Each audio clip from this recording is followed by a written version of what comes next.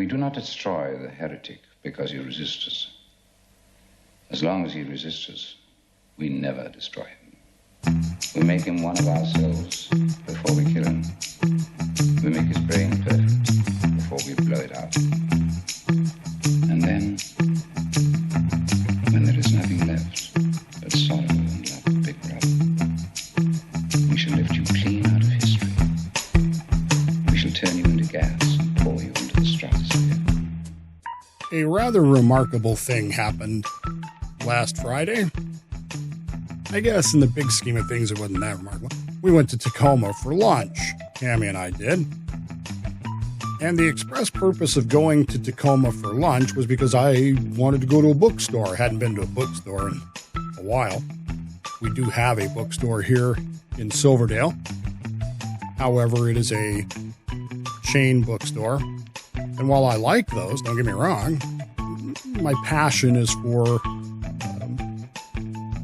eclectic used book type stores. I love to go to used bookstores, and there are two of them in Tacoma, and I wanted to go, and we went. The remarkable thing that happened was, for the first time in history, I walked out of a used bookstore with only 2 books. That's it. 2 books. And my wife, Cammie, whom I love dearly, walked out with 6. She actually carried out more books than I did, which is weird, but it's good. But it's also a little unusual. While I was there, I found a book that intrigued me. I like hardback books. I really do. And what I really like are collection books. So I have a bunch of hardback books that are, the works of Shakespeare, the works of Arthur Conan Doyle and Nathaniel Hawthorne. And not that I would read that, but I like them. I just like them. I do. And they had one that I ended up picking up, George Orwell, Visions of Dystopia. And it contains within it one of my favorite books, 1984. I know what you're saying. You're saying, Dave, are you really going to talk about 1984 again? We get it. It's dystopian, the future, Big Brother. We get it. But yeah, for all of that, there is a part of this book, and indeed in the movie 1984, which I highly recommend. I really enjoy it. That just haunts me. It's a scene with lines that every time I watch it, I hear something more differently. It applies in a better way, I guess. I don't know. Every time I open this book, every time I look at this book, I see something different. I pick up some new thing. And there's a scene in the book and in the movie, of course, where Winston has been arrested by the thought police, and he is in the interrogation room with O'Brien. Again, I am absolutely convinced that O'Brien is Big Brother. And I think I figured out, I couldn't put my finger on it last time we talked about it. There's a scene in the movie where O'Brien admits that he wrote Goldstein's book. So, yeah. And that's one of the questions that Winston asks, is Big Brother real? Yes, he's real. But there's this conversation, and it's about the 4 fingers. And I've talked about this before. How many fingers do you see? And remember, the whole gist of Winston's questioning is freedom is the freedom to say that 2 + 2 = 4. And we've become so focused on that 2 + 2 = 4, 2 + 2 = 5 thing, that we've missed the whole point of what he's saying, which is, it doesn't matter what 2 + 2 is. That's not the question. Because for each person, like Room 101, the question is different. Maybe for you, it's not 2 + 2 = 4. Maybe it's some other thing that you've taken for granted. The earth is round. What if the party says that it's flat? It doesn't matter. It's the question is simply the methodology that O'Brien is going to use to break Winston. How many fingers am I holding up? And he says, I want to say 5, but I only see 4. And eventually they get to the point where Winston says, I see 4. And O'Brien says a line that absolutely just freaking, I don't want to be weird about it or anything, but it kind of freaked me out a little bit yesterday when I was going through this, getting ready for it, because all of a sudden, like I said, there are new things in this book and this movie. Every time I watch the movie, every time I read portions of the book, I pick up something new. And while I'd heard the line before, I never really saw it. I never really heard it. How many fingers am I holding up? 4, says Winston. And O'Brien's line, his response to that, is absolutely chilling. In recent days, we've been talking a lot about cancel culture and media and its reaction to certain things. Joe Rogan is all in the news right now. Of course, as you know, Joe Rogan is going through some things, and I have my own thoughts about it. I actually prepared a show for it the other day, and then I junked it because really, number one, you don't care what I think about Joe Rogan, but number two, it's been said, and usually it gets repetitive, I guess. I don't know. I'm not one of these people that has to say something just because I have to say it. You know, everybody else has said it. Well, okay, that's good enough for me at times. But part of this discussion has been the reaction to the attempted canceling of Joe Rogan.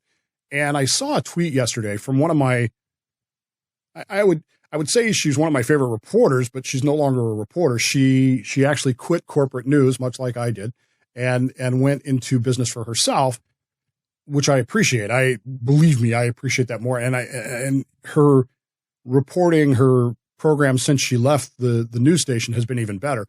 But she tweeted this yesterday, Brandy Cruz. 2 years ago, Joe Rogan would have gotten the boot immediately.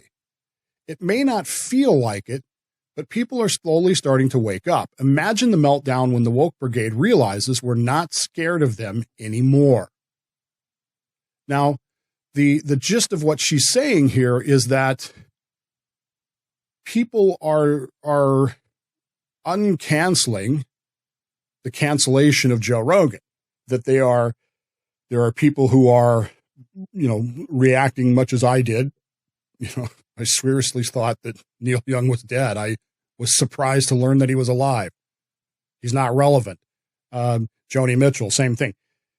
There are people who are, I've heard, buying Spotify subscriptions just to support Joe Rogan. There are calls, for canceling the cancelers in this particular case. And all that's fantastic with regards to Joe Rogan. The problem is that Joe Rogan is humongous. Joe Rogan is big. He's far more important than you or I will ever be, and certainly than I'll ever be in this business. And he's become a symbol. You see, I really believe this. If Joe Rogan were to go away tomorrow, if they were to cancel Joe Rogan tomorrow, that would be a bad thing for the woke culture. It really would be. Just like Donald Trump losing the election. Just like the old story that Reinhard Heydrich told at the conclusion of the Vanessa conference. He was telling a story to his aide, Adolf Eichmann, and to a guy by the name of Mueller, who was a SS general. He was telling them this story about a man who hated his father, just hated his father, loved his mother. And when his mother died, he was emotionless. He had no passion. He didn't care. It wasn't that he didn't care. It's just he couldn't find tears. But when his father died, he was just an emotional wreck.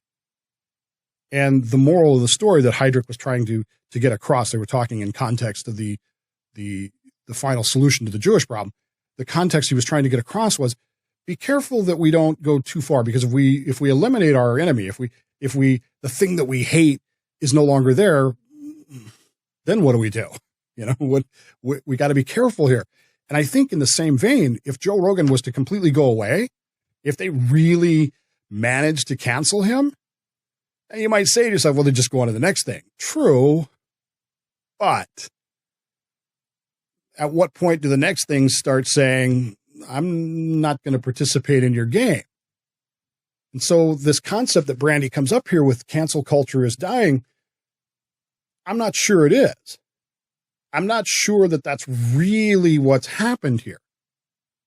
Yesterday, we learned that a guy by the name of Mark Lyle. I had no clue who Mark Lyle was until this morning. I had no clue. Never heard of him. And the reason is because I don't watch golf. I like to play golf. I'm not very good at it, but I don't watch golf. Golf on television to me is, well, it's kind of akin to some other sports that are it's just dull. I mean, it just doesn't work for me. And Mr. Lyle had some things to say about some other sports that he's not involved with. He's a former PGA golfer, and now he's a paid commentator. He was a paid commentator on the Golf Channel on Sirius XM. And he was doing an interview where he's talking about, he actually said these words, the LPGA Tour, the Ladies Pro Golf Tour, to me, is a completely different tour than it was just 10 years ago. You couldn't pay me to watch it 10 years ago. You really couldn't, because I just couldn't relate to it at all. It's kind of like, if you're a basketball player, and I'm not trashing anybody, please don't take it the wrong way. But I saw some highlights of ladies basketball. Man, is there a gun in the house? I'll shoot myself rather than watch that, unquote. You won't be surprised to learn that as of today, Mark Lyle has been fired from Sirius XM Radio. And cancel culture has taken him on because of his comments. And you might be saying to yourself, well, sure, Dave. I mean, he talked about, is there a gun in the house? He was talking about guns and shooting himself and the likes of that. You might think that that's what people were really upset about. But no, it's not what they're upset about at all. They're furious with him over the idea that he would even make the idea that he would make the comment that the WNBA is unwatchable, that it's terrible basketball, that it's bad. Do you follow what's going on here? Do you see the problem with this? He's fired because of his opinion that a certain brand of basketball, which is, let's face it, politically correct basketball, isn't as good as he would like it to be, and he finds it unwatchable to the point where if he had a gun, he would shoot himself. And I'm no doubt sure that people, and you'll notice that he got canceled. He got fired. And you'll never hear about Mark Lyle again. You'll never hear him. Of course, he's 69 years old. He's retired. He was doing the commentary thing as a lark, but he's done. You'll never hear that again. He's canceled. And that brings me back to the logic of those four fingers. His comments on the WNBA are shared by millions of people who do not watch the WNBA. You know that, right? You know that the WNBA is on television. Do you watch it? And if you do, great. But based on the ratings, which are, down there in the land of the Olympics right now, you have to accept that most people don't watch it because it's not a product that they enjoy. But now here's cancel culture saying that, no, you have to say that you like it. And by the way, the line that O'Brien uses when Winston finally says, I see four fingers, he leans in and says, it's not enough to just say it. You have to believe it. And until you believe it, you're not really there yet. You're not really where we want you to be yet. O'Brien talks about, we never destroy the heretic. When I heard that line yesterday, when I read that line yesterday, all of a sudden the whole Joe Rogan thing made sense to me. We never destroy the heretic. Well, just because he opposes us, just because he's against us, just because he says things we don't like, we never destroy the heretic. No. We make him one of us. Joe Rogan issues an apology. Mark Lai issues an apology, a correction, a clarification. Because it didn't save his job. He still got fired, but we make him one of us. We convert him to being what we want him to be. We make him no different than us, believing the same way as we do.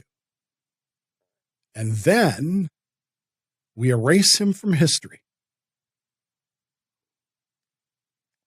We fix his brain and then we blow it out. And then he says to Winston, we release you as a gas into the stratosphere. We completely erase you from history. It's not enough to just say, to just go along to get along. It's not enough to just say that you believe that, I don't know, peaceful protests involve fires and riots. It's not enough to say that you believe, to say that you accept that Canadian truckers are violent seditionists and January 6th people are violent seditionists. You can't just say that. You have to believe it. And until you believe it, your rehabilitation is not complete. You have to, you can't just say that a man can be a woman. You have to believe it. You can't just say masks work. You have to believe it. And once they push you to the point where you believe it, they erase you from history. They release you as gas into the stratosphere.